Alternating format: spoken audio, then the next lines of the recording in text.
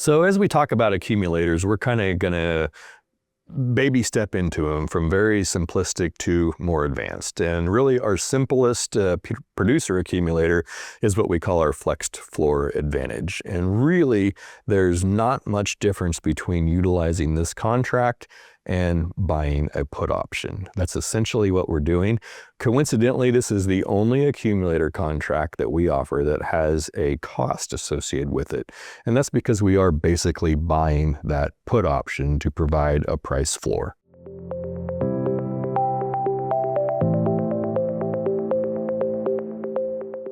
So just like we talked about when we were looking at option strategies, it is just simply a long put that's providing the risk management in a producer flex floor.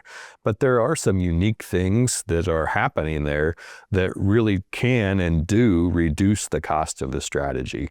So in general, we can say that this put option that we're going to utilize with a flex floor is going to cost about 80% of what it would if we went straight to the Chicago Board of Trade and bought a listed put option. And there's a couple different reasons for that. First of all, we're going to accumulate sales through that pricing period, just like we discussed earlier. And for that reason, we are managing risk on a smaller notional value of commodity as we progress through that pricing period. So that can and does impact the cost of the strategy and makes the premium for this put option lower than it would be if we were doing it on the exchange. The other advantage we have when using OTC contracts in general is we can make that expiration date whatever we choose. So for example, if we're talking about corn, we know that December is the new crop corn contract, and that contract is going to go into delivery on the last day of November. Well, most of us are going to be done harvesting corn well before that. The standard option would give us protection clear out to that day. If we are going to have our production known before that day, we could short date that, which obviously is going to make that premium less as well.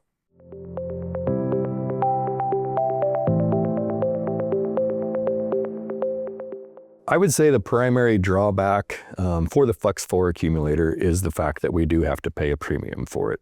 Now, how these are going to function is we still, just like using the put option, we're going to get to choose our strike price. And with this accumulator, you will price that weekly accumulation at that floor price or higher. If the market happens to be above that accumulation level, then you'll get that higher price for that accumulation on that week. So that's one of the benefits, I would say, of using the flex floor, that it does give us the ability to capture better prices.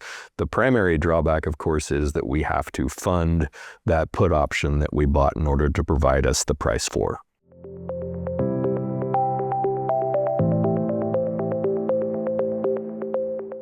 So a good application for a producer flex floor would be a situation where the producer is fearful of downside price risk, but also wants the ability to retain the ability to capture higher prices if the market does indeed trade higher. So that's perfect scenario for a producer flex floor.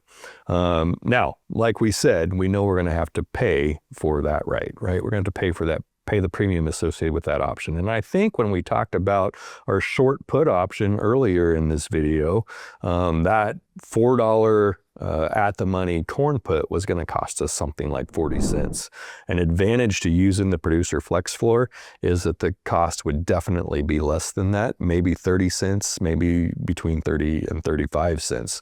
So we're going to save money in terms of premium.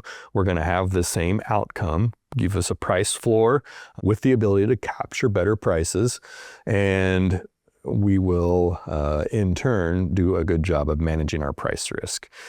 Comparing this to the averaging contract, really you could consider a producer flex floor an averaging contract with a flex floor.